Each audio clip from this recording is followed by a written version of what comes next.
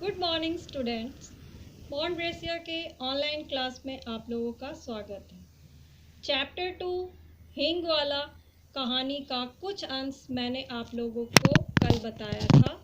आज उससे आगे पढ़ाने जा रही हूँ। आज हम लोग पेज नंबर 14 का लास्ट पैरा को पढ़ेंगे। ये आपका है। सावित्री बोली, यहाँ तो हिंदू मुसलमानों में बहुत जोरों का दंगा हो गया। खान बोला, सुना समझ नहीं है लड़ने वालों में। सावित्री बोली, खान तुम यहाँ चले आए, तुम्हें डर नहीं लगा? दोनों कानों पर हाथ रखते हुए खान बोला, ऐसी बात मत करो अम्मा, बेटे को भी क्या माँ से डर हुआ है जो मुझे होता। इसके बाद ही उसने अपना डिब्बा खोला और एक छटाक हींग तौलकर सावित्री को दे दी। रेजगी दोनों में से किसी के पास न थी। खान पैसा फिर आकर ले जाएगा। सावित्री को सलाम करके वह चला गया। तो यहाँ तक कहानी इस तरह से है कि खान जब बहुत दिनों के बाद यानी दंगे होने के बाद सावित्री से आकर मिलता है तो सावित्री को खुशी होती है उसे देखकर, और वह उससे यह भी कहती है कि खान तुम कहाँ चले गए थे, मेरी हींग तो कब की खत्म हो गई थी। तब वो बताता है कि वो अपने देश को गया था और परसों ही वो लौटा है। सावित्री फिर उसे बताती है कि पता है यहाँ हिंदू मुसलमानों में बहुत जोरों का दंगा हो गया था। खान ने बताया, हाँ सुना है, पर लड़ने वालों में शायद समझ नहीं है। खान कहता है कि लड़ने वालों में समझ नहीं है, इसका अर्थ यह है कि जो लोग दंगे करवाते हैं या उसमें शामिल होते हैं उन लोगों में शायद समझदारी नहीं होती। जो लोग आपस में पहले मिलजुल कर रहते थे वही किसी के भड़कावे में आकर एक दूसरे के खून के प्यासे हो जाते हैं।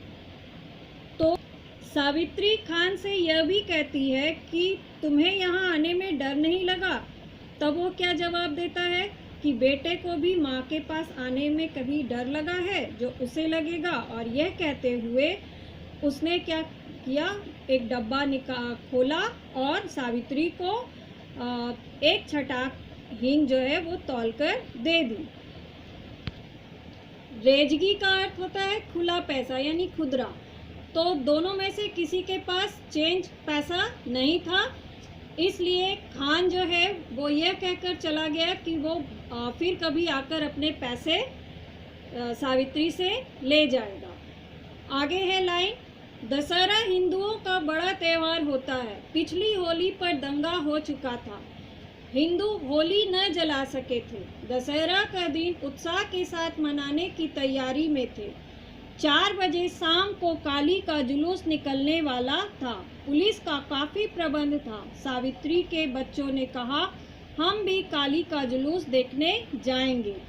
सावित्री के पति शहर से बाहर गए थे। सावित्री स्वभाव से भीरू थी। भीरू का अर्थ होता है डरपोक। उसने बच्चों को पैसों का, खिलौनों का, सिनेमा का न जाने कितने प्रलोभन दिए, पर बच्चे न माने सो न माने। नौकर रामू भी जुलूस देखने को उत्सुक हो रहा था। उसने कहा, भेज दो ना माँ जी, मैं अभी दिखाकर लिए आता हूँ। लाचार होकर सावित्री को काली का जुलूस देखने के लिए बच्चों को भेजना पड़ा।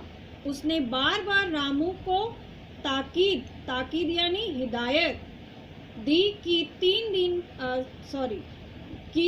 दिन रहते ही बच्चों को लेकर लौट आए।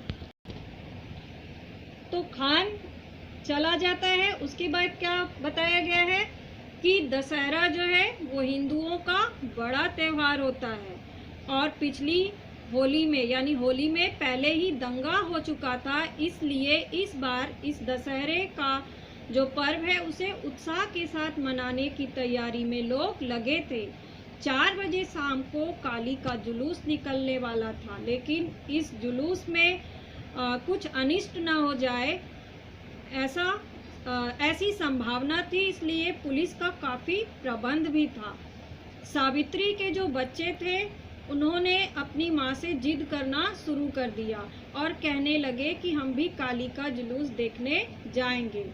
सावित्री जो है वो स्वभाव से थोड़ी डरपोक थी और वैसे भी उसके पति शहर से बाहर गए हुए थे, इसलिए उसने बच्चों को जुलूस में न जाने के बदले पैसों का, खिलौनों का और सिनेमा का, साथ ही न जाने क्या क्या जो है लालच दिए।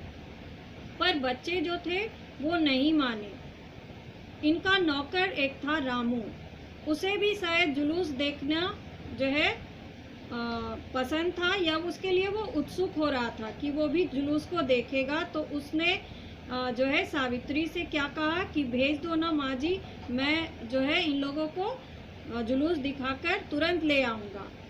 तो लाचार होकर जो है सावित्री बच्चों को उस नौकर के साथ जुलूस देखने के लिए भेज देती है, पर वह रामू को बार बार हिदायत देती है कि जल्दी जो है दिन रहते ही बच्चों को लेकर जुलूस से वापस आ जाए।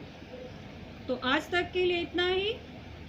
इसके बाद मैं आप लोगों को नेक्स्ट डे पढ़ाऊँगी। आज के लिए आप लोगों का होमवर्क होगा learn short answer of chapter 1। साथ ही आप लोग पूरे चैप्टर को जहाँ तक मैंने पढ़ाया है उसको पढ़ भी लीजिएगा। Thank you.